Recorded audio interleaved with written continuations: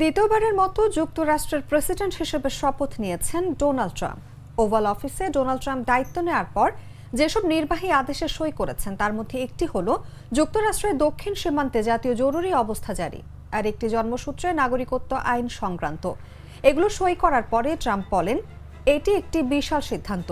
কেউ যুক্তরাষ্ট্রে জন্মগ্রহণ করলে তিনি জন্মসূত্রে দেশটির নাগরিকত্ব পান।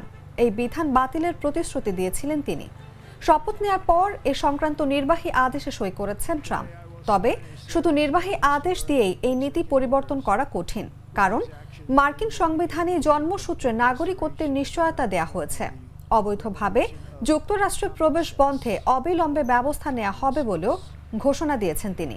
সে সঙ্গে যে লাখ লাখ অপরাধী অবৈধভাবে যুক্তরাষ্ট্রে রয়েছে, তারা যেখান থেকে এসেছে সেখানে ফেরত পাঠানো হবে।